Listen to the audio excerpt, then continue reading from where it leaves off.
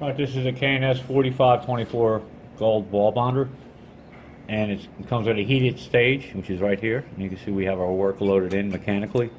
It also has a vacuum option where you can put a vacuum line to it, and it'll be pumped through the center hole. So anyway, we'll use the mechanical hold down for now. Now it's recommended that you set the temperature to 150, and by using our temperature controller here, we have it set to 150. I'm going to turn this way. And what we're doing here is 1 mil gold wire, and that's loaded in up top here. Let me just show you that. We have a 2-inch spool of gold wire. Now the wire is fed through the feed tube here, down through this direction here underneath the glass slide. You remove the glass slide to load up the wire. And then through the, this is called the kicker here. It kicks out a little bit, put a little tension on the wire. Put that through the eyelet here. And it's down through here through the clamps. I have a clamp switch here.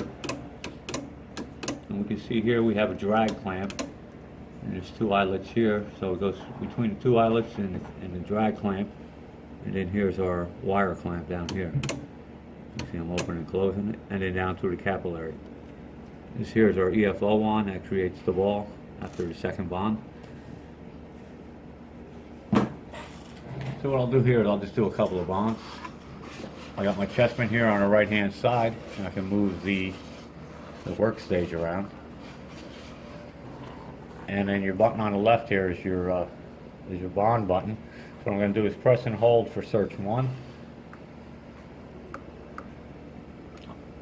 Oh, I have the clamps open, the motor won't drive. So I need to have the clamps closed. Now I'm at search 1. Bond 1 is made, now we're at loop. The loop height can be adjusted with the loop knob on the left hand side here. I'll step back, search 2. Bond 2, and you can see that a wall was formed. I'll go ahead and do a couple more bonds. So after the second bond, the EFO wand swings across and creates the ball.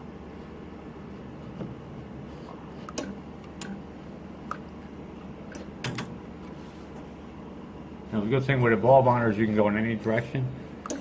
I can go back to front, front to back.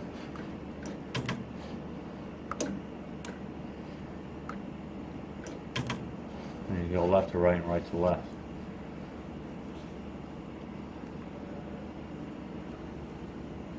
Okay, on the right hand side here we have our setup and reset switch. It's explained in the manual that you receive, but normally it's just left in the center position. NEFO is your negative electronic flame off. You want that on. And we have indicators here. If the ball does not form because of a short or an open, it'll appear here as a light. We have a switch to turn your Z motor on and off. We can do a manual spark. By doing that, you would have to have the wire underneath the capillary, push on your solenoid for your EFO wand, and then you'd hit your manual spark button.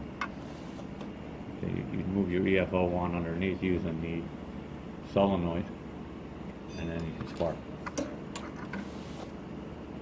You can adjust your ball size here. Again, this is explained in the manual you'll receive. And then you have a semi-automatic mode and a manual Z mode. We were just in semi-automatic mode. To do a manual Z, you put the switch down in the man Z, and by using the chessman, the little black button on the side, using your thumb, you can bring the head down.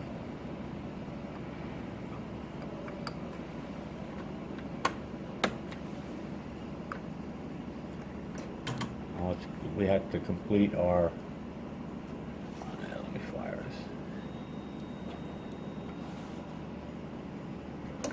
There you go.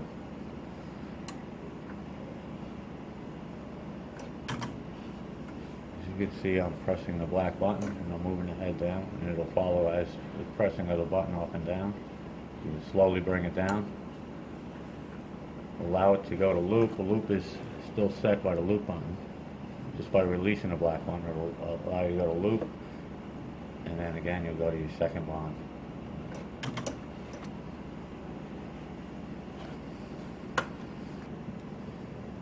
Okay, I'll just explain some of the settings that are here on the left-hand side. Of course, you got your on-off button here. And during initialization, 1 and 2 should come on. Your ultrasonics will light once, and then it'll finish with just the 1 being on.